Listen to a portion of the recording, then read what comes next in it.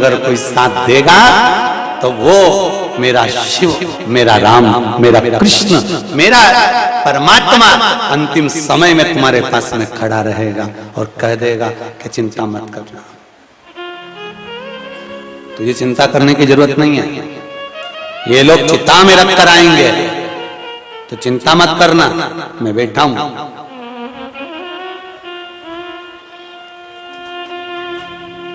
तन में आग लगेगी, अगर मन मुझ में लगा है तो वो नहीं जलेगा।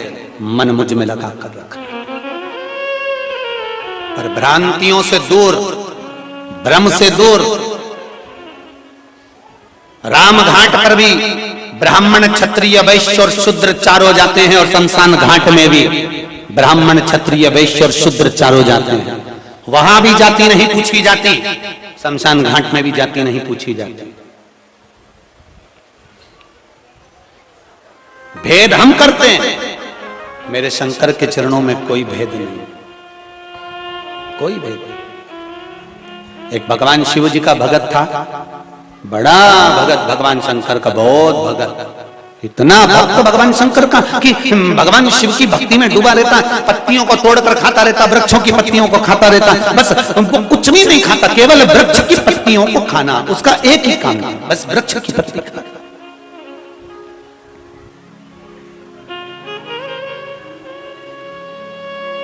और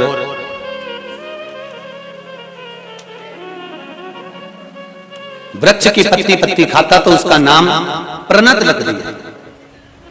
अब नाम प्रणद रखा। एक दिन कोई सामग्री लेने के लिए वो आगे बढ़ा और उसके हाथ में चोट लग गई। चोट लग गई, रक्त गिरने लगा, रक्त बहने लगा। जब रक्त भूमि पर गिर रहा था तो रक्त की जगह पहले तो थोड़ा सा रक्त गिरा, और रक्त गिरने के बाद में जब उसके हाथ में से गिरना चालू हुआ तो पेड़ की जो पत्ती खाता था उस पत्ती का रस गिरना चालू हो गया। अन्न तो उसने खाया ही नहीं था कई वर्षों तक, केवल पत्ती, पर रक्त की जगह पत्ती का रस जमीन पर गिर रहा था। दो चार लोगों ने देखा कि पत्ती का रस शरीर में से, यहाँ तो रक्त गिरना चाहिए था और यहाँ तो पत्ती का रस गिर रहा है। तो लोगों ने कहा ये तो बड़ा विचारणीय है, बड़ा, और ये शिव भक्त है, शंकर का भक्त है, शंकर का भक्त है, इसलिए ये तो बड़ा आनंदित हो गया। तो लोग अब उसको जब पूछने लगे, उसको जब पूजने लगे तो उसके भीतर अहंकार उत्पन्न हो गया, उसके भीतर अभिमान आ गया। एक बात इस व्यासपीठ से जरूर कहेंगे कि अगर भगवान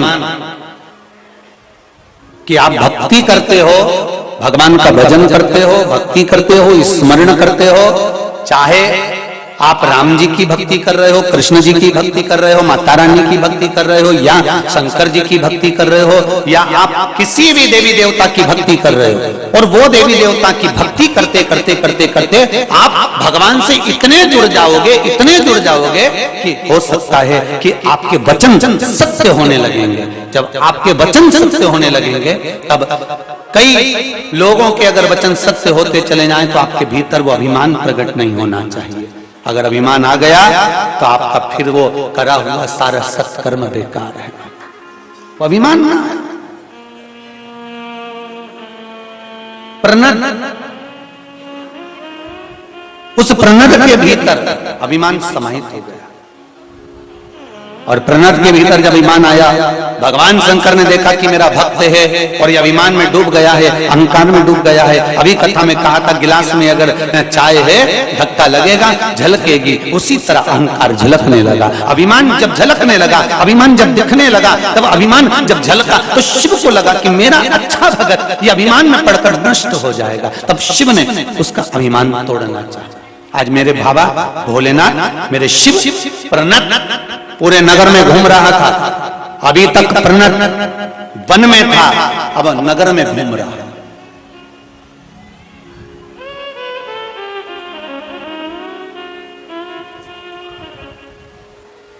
और नगर में घूमते घूमते वहीं पर जब वापिस जंगल में पहुंचा, वन में पहुंचा, और जंगल में जाते से ही प्रणत जैसी जंगल में जाकर बैठा, तभी मेरे भगवान शंकर एक बूढ़े का रूप रख लिए, एक बुजुर्ग का रूप रखे, और बूढ़े का रूप रखकर भगवान शिव उस प्रणत के पास में आ गया और बड़े बड़े प्रेम से उसके पास बैठ गए और शिव नाम का, स्वयं राम नाम का जाप करने लगे।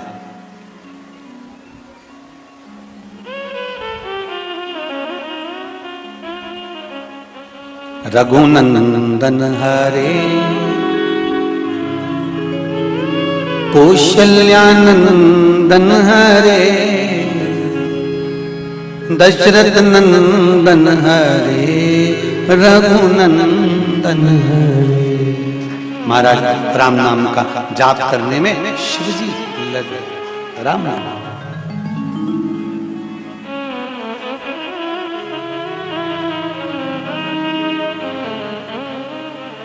ये शंकर ओगड़दानी त्रिकालदर्शी कैलाशी शिव अविनाशी भगवान शंकर बैठ गए प्रणत के पास में,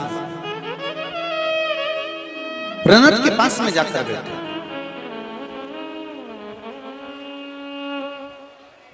अब एक भजन करने वाला एक भजन कर रहा और दूसरा भजन करने वाला उसके पास में बैठ जाए तो बड़ा विचार उत्पन्न होता है कि ये बैठा क्यों।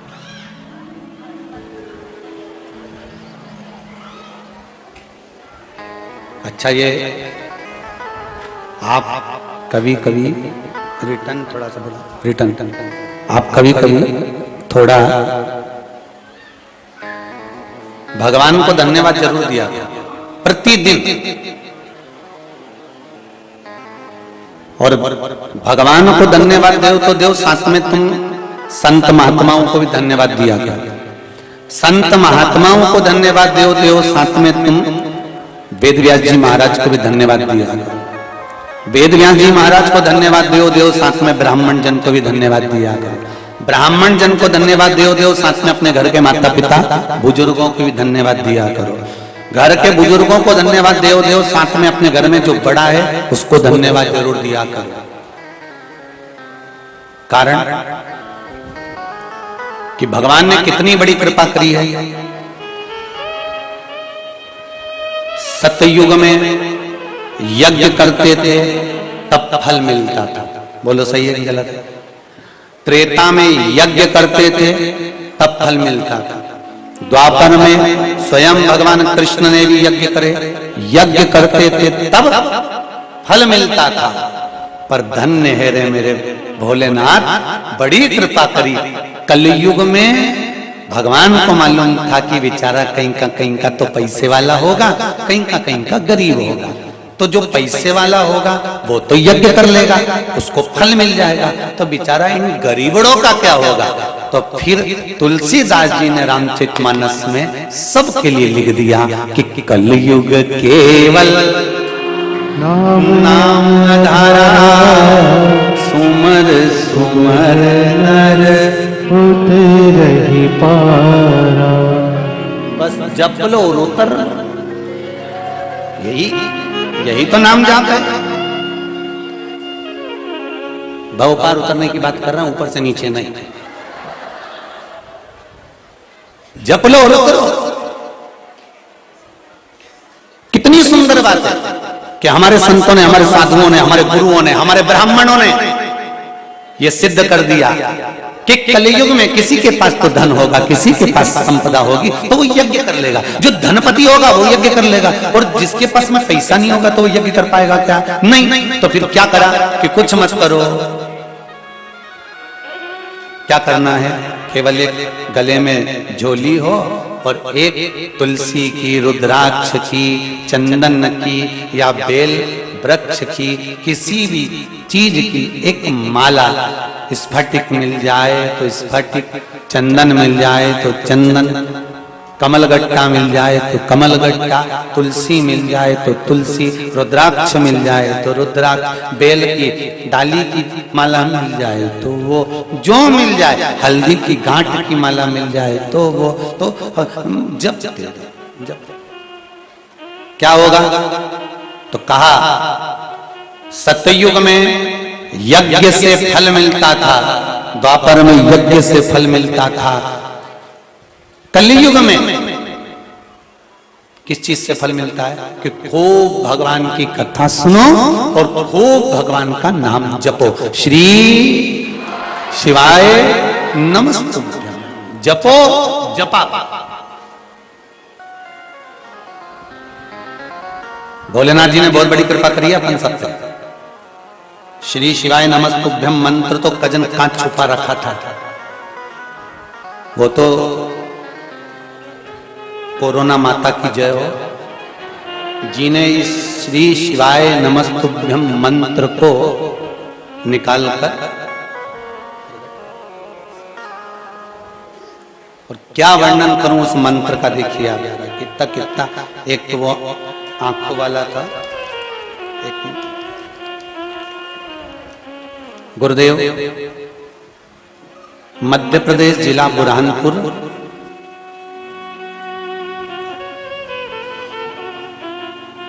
ग्राम, अब कौन सा लिखा है ध्यान में नहीं आ रहा, फोड़िया लिखा है, कौ फोड़िया ऐसा कुछ लिखा है इसमें। कल्पना बाई जगन्नाथ चौधरी, आप ही ने लिखा है? जरा माइक दो जरा।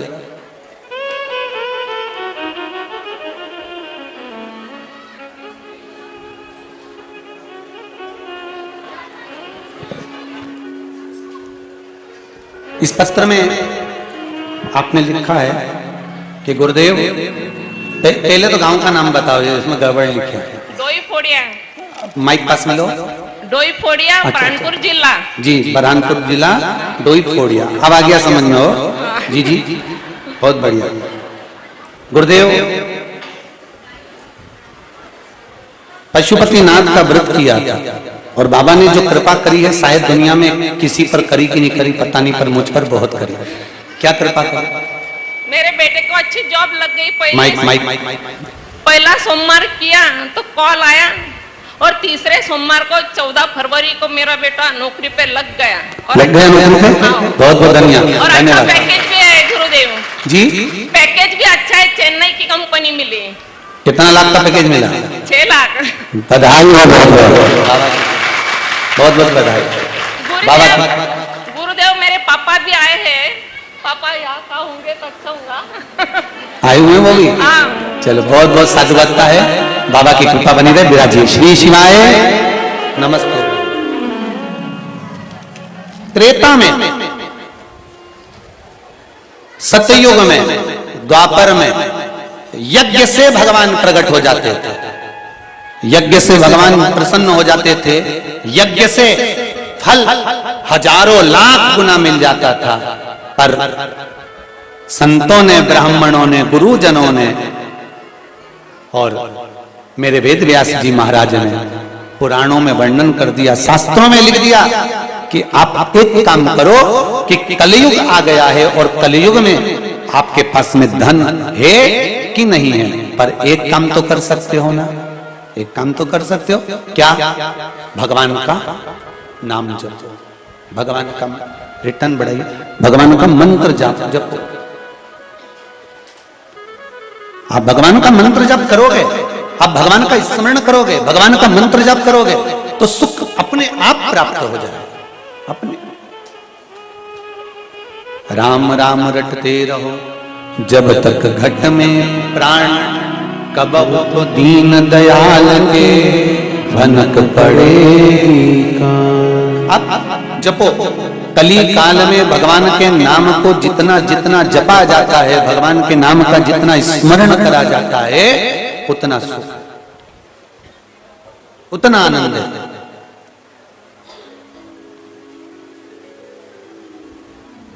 अब जपो।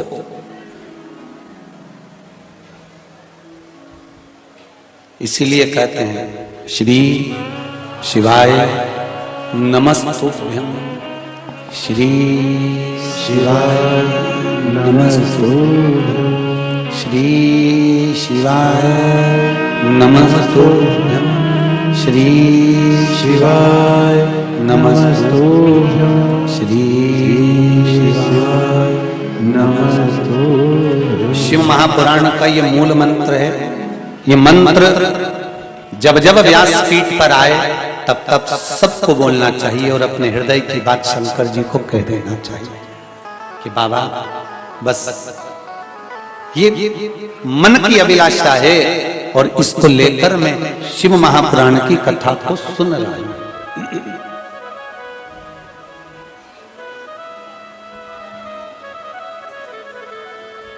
ये मेरे मन की अभिलाषा है और इसको लेकर मैं शिव महापुराण की कथा सुन रहा हूं।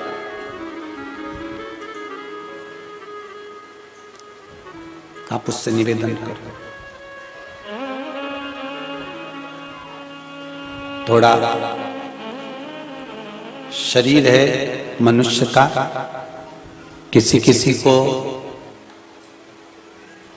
पास में कोई डॉक्टर होता है 50 रुपए की दवाई देता है और शरीर ठीक हो जाता है।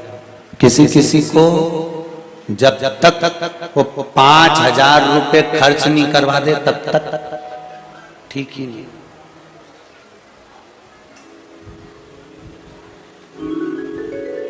पूरी जांच कौन करवाएगा?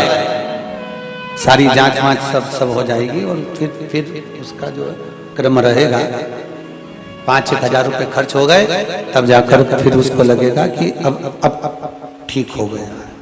कहीं कहीं 50 रुपए में काम हो जाता है।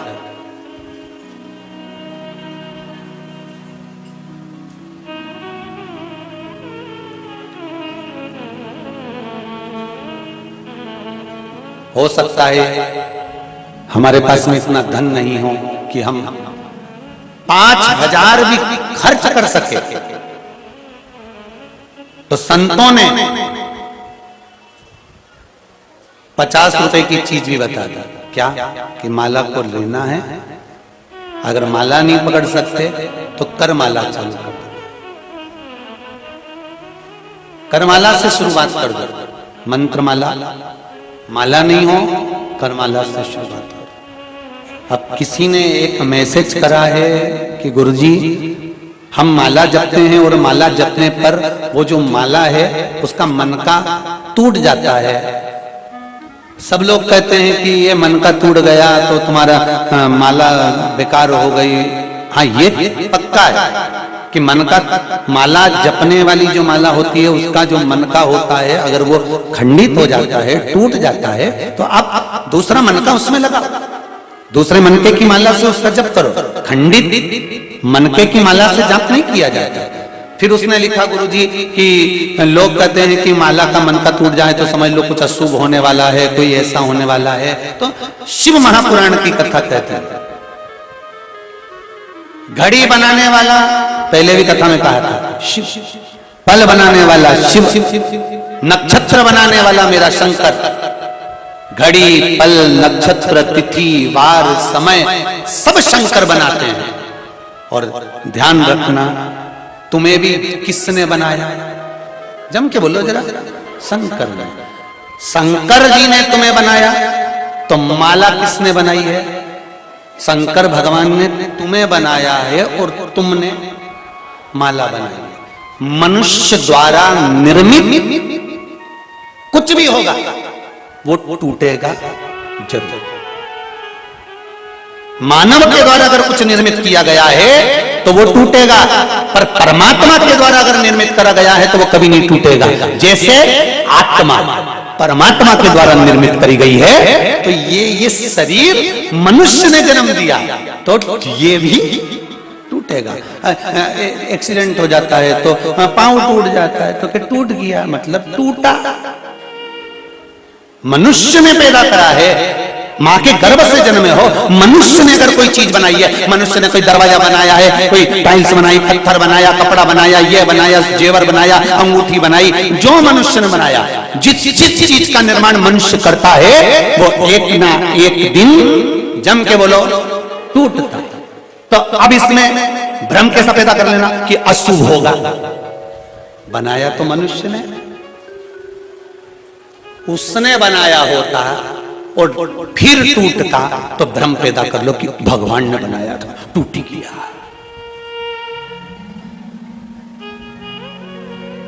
अब यहां तो कई बार कांच देख रहे थे, दर्पण, और दर्पण देखते देखते दर्पण पलंग पे रखा था, इतने में छोरा ऊपर कूद गया, और छोरा जैसे ही कूदा ने दर्पण टूट गया, तो पूरे घर में भ्रम हो गया, दर्पण टूट गया, दर्पण टूट गया। किसी किसी के दरवाजे पर आगे गैलरी में कांच लगा होता है, तो गैलरी में कांच लगा अपने आप गिर गया, तो लोगों को बताओ ना जाने किसने क्या कर दिया, भगवान जाने अपने आप ना जाने किसने क्या कर दिया, लाइट ही बंद हो गई, भ्रम के दार।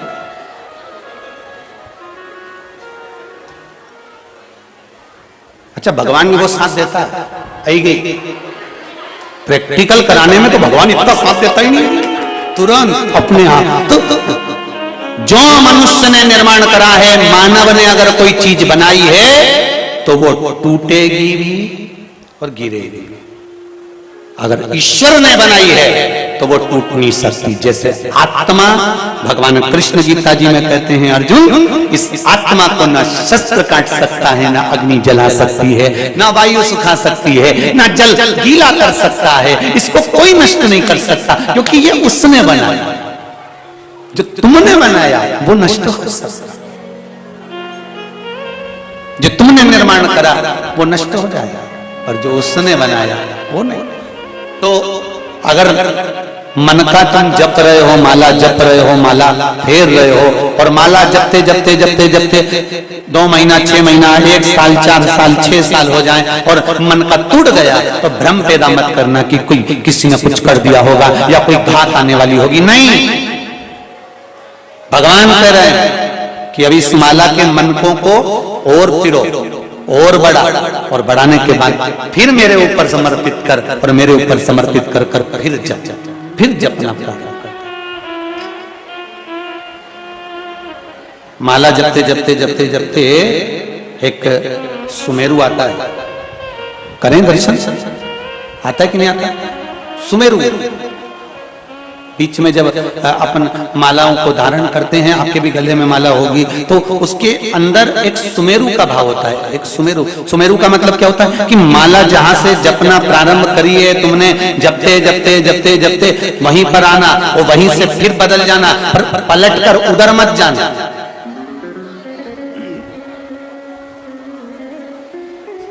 सुमेरु से ही वापिस उसी जगह पे से वापिस, क्रॉस नहीं करना।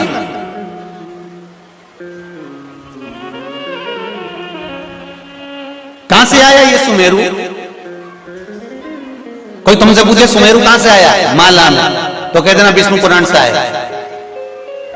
वो क्या विष्णु पुराण में भी है? हाँ। और अगर नहीं समझ में आया तो शिव महापुराण में भी है, शिव महापुराण में भी है। हाँ, सुमेरु और कहां में? तो कहना भागवत पुराण में भी सुमेरु है। अच्छा, और तो कहा ब्रह्म पुराण में भी है, फिर नारद पुराण में भी सुमेरु है, फिर अरे मत्स्य पुराण में भी सुमेरु है, अग्नि पुराण में भी सुमेरु है, पद्म पुराण में भी सुमेरु है। तो कहा ये माला का सुमेरु सारी पुराण में? हाँ। कहां पर है? तो कहा देवता और राक्षसों ने मिलकर जब मंथन करा तो सुमेरु पर्वत की रई बनाई और शेष नाग की नेति, और मंथन करना प्रारंभ किया। बस ये सुमेरु वही है। अब एक तरफ 33 कोटि देवता और दूसरी तरफ जम के बोलते जाओ सारे राक्षस, सब असुर। सुमेरु का काम क्या है? बीच में क्यों अटका हुआ है? इधर देवता है, इधर ही से जपना, इसको क्रॉस कर कर उधर पहुंच गए तो असुर है बहुत सारे। सुमेरु का बीच में जो सुमेरु है वो यही दर्शाता है कि यहीं से मेरे पास से पलट कर वापिस चले जाओ, पर इधर मत जाना, इधर असुर है। शिव महापुराण की कथा कहती है माला जपने वाले व्यक्ति को सुमेरु से वापिस हो जाना चाहिए। अगर वापिस नहीं होता, सुमेरु को क्रॉस कर कर जपने लगता है, तो तुम्हारा जपा हुआ सारा भाग, दान, पुण्य, भजन, कीर्तन सब राक्षसों के खाते में चले जाता है। तुम्हारा खाता खाली, तुम्हारा खाता खाली। सुमेरु से वापिस।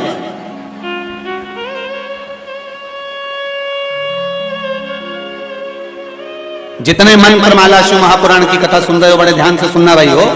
आप लोग माला जपते हो, चाहे गुरु मंत्र की जपते हो, चाहे जिस मंत्र का स्मरण करते होगे, तो उस सुमेरु को समझ लेना कि सुमेरु कहां है, कहां से प्रकट हुआ। ऐसी कोई पुराण नहीं जिसमें सुमेरु का वर्णन नहीं है। हर पुराण में समुद्र मंथन की कथा आती है, प्रत्येक पुराण के अंतर्गत आती है। और सुमेरु पर्वत को बीच में रखा, देवता राक्षसों ने मिलकर मंथन करना प्रारंभ किया।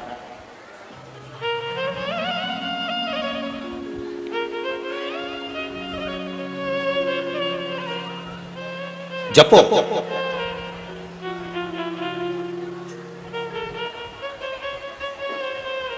मंत्रमाला जपो। महाराज सबसे सिद्ध दो मालाओं का वर्णन शास्त्र करता है। पहली तुलसी की माला, दूसरी रुद्राक्ष की माला। काय काय की माला है? तुलसी की माला, रुद्राक्ष की माला। एक शंख की माला भी होती है जो तंत्र विद्या के काम आती है। हल्दी की माला होती है जो सूर्य आराधना, गणेश आराधना के काम आती है। कमलगट्टे की माला होती है जो लक्ष्मी की पूजन में काम आती है। मखाने की माला होती है जो समृद्धि के काम आती है। बेल वृक्ष की जड़ की डाली की भी माला होती है जो फल वृद्धि के लिए काम आती है। फल वृद्धि से मतलब होता है जिस कन्या या वर का विवाह नहीं होता, 40 साल हो गए या 30 साल हो गए, या जब 28 के बाद में लड़का लड़की क्रॉस हो जाए कि 29 में, 30 में, 32 में, 34 में, 40 तक पहुंच गए और विवाह नहीं हो रहा है, तब बेलपत्री के जो पेड़ होता है, वृक्ष होता है, उस वृक्ष की जो डाली होती है, उस डाली के मनकों से जो माला बनती है, बाजार में भी मिल जाती है बेल की माला। उस माला को भगवान शंकर को समर्पित कर कर बेलपत्री के वृक्ष के नीचे बैठकर भगवान शंकर का पंचाक्षर मंत्र का जाप करना है। कौन सा मंत्र है? पंचाक्षर। पंचाक्षर मंत्र कल बताया था, नमः शिवाय। कौन सा मंत्र है? नमः शिवाय। षडाक्षर मंत्र है ओम नमः शिवाय। पंचाक्षर मंत्र का जाप करना। अब एक प्रश्न और खड़ा हो जाता है, गुरुजी बेलपत्री के पेड़ के नीचे क्या शंकर जी का होना जरूरी है, शिवलिंग होना जरूरी है? शिव महापुराण की कथा कहती है, लिंग पुराण में वर्णन आता है कि जहां पर बेलपत्री का वृक्ष होता है वहां शंकर पहले से विद्यमान होते हैं, वहां पर शिवलिंग रखने की जरूरत नहीं होती, वहां शंकर पहले से, वहां पर गौरी शंकर शिव पहले से विराजमान। आप बेलपत्री के पेड़ के नीचे जाते हो कभी? जम के तो बोलो, जाते हो? जितने लोग आस्था पर सुन रहे हो, फेसबुक यूट्यूब पर सुन रहे हो, वो लोग भी जाते होंगे। कभी बेलपत्री के पेड़ के नीचे जाना तो वहां शंकर जी के शिवलिंग को ढूंढने का प्रयास मत करना। पानी की बोतल ले गए हो, जल लेकर गए हो कलश के अंदर, तो सबसे पहले जड़ के अंदर ले जाकर पानी डालना। जैसे ही जड़ में तुम पानी डालोगे, शंकर भगवान उसको स्वीकार कर लेते हैं। और बेलपत्री के पेड़ पर जब तुम पानी चढ़ाते हो तो लक्ष्मी, ब्रह्माणी और पार्वती तीनों उसको स्वीकार कर लेती हैं। मात्र बेलपत्री के वृक्ष में उस आनंद की अनुभूति हो जाती है, आनंद की अनुभूति।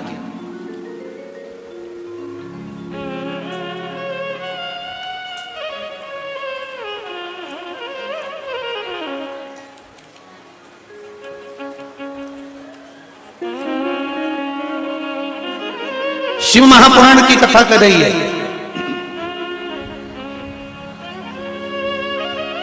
68 लाख तीरथ बेलपत्री के जड़ के अंदर रहते हैं। कितने? 68 लाख तीरथ बेलपत्री की जड़। अब सोचिए जरा, बेलपत्री की जड़ में जो पानी डाला है, उस पानी को अपने ऊपर मात्र छींट लेने से 68 लाख तीर्थ में स्नान का पुण्य फल प्राप्त हो जाता है। मात्र बेलपत्री के जड़ में जो पानी डाला है, उस पानी को अपने पर मात्र छींट लेना। कई माताएं तो भजन में भी गाती है, 68 लाख तो भले नहीं बोले पर गाती है 68 तीरथ हमारा गुरु जी का चरण। कई लोग गाते हैं भजन में, तो 68 लाख तीर्थ बेलपत्री के जड़ के अंदर विराजमान। इसलिए कहते हैं कि अगर जिसका विवाह 28 साल के बाद में नहीं हो रहा हो, 28 के हो गए, 29 के हो गए, 30 के हो गए, 31 के हो गए, 32 के हो गए, 35 के हो गए, 40 के हो गए,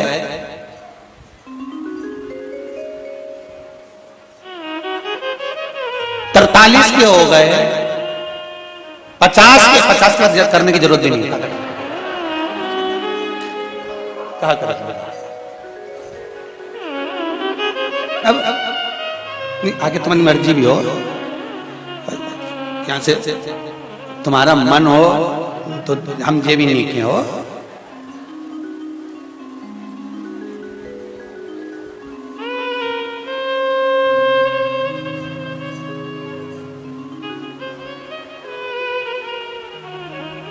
अब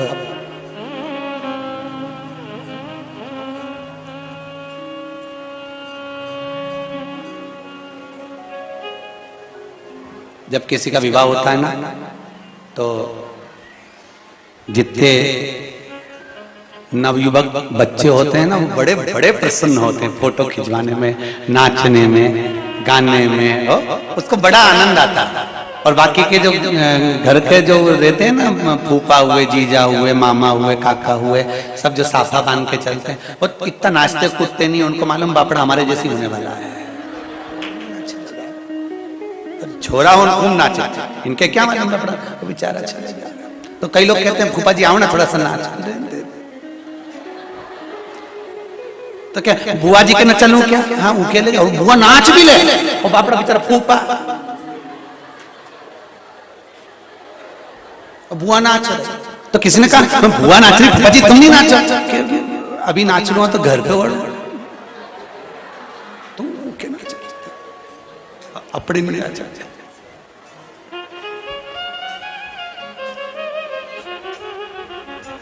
जितने भी बारात में लोग जा रहे हो और एक साइड से निकल के जा रहे हो, उनको पहचान जाना, वो फूफा ही है।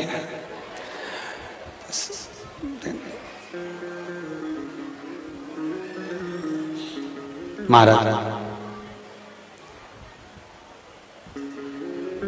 मंगल विवाह के लिए, शुभ कार्य के लिए, उत्तम फल की वृद्धि के लिए बेलपत्री के वृक्ष की भी, जैसे तुलसी की जड़ की, तुलसी की डाली की माला बनती है, इससे बेलपत्र की जड़ की भी माला।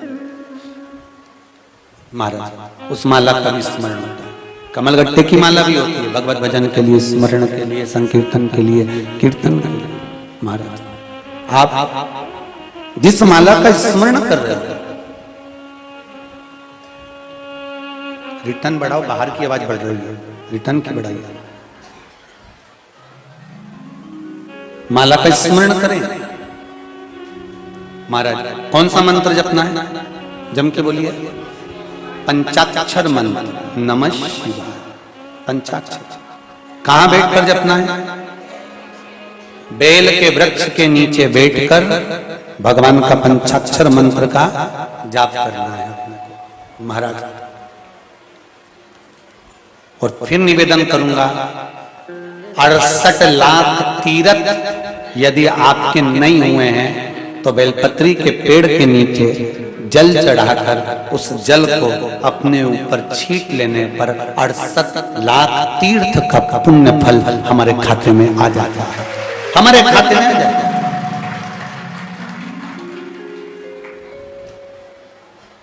वो प्राप्त हो जाता है। भगवान शिव की भक्ति, शंकर का स्मरण, शिव नाम का जाप, पंचाक्षर मंत्र का जाप जीवन को सुखता प्रदान करता है। श्री शिवाय नमस्तु, श्री शिवाय नमस्तु, श्री शिवाय नमस्तु, श्री शिवाय नमः।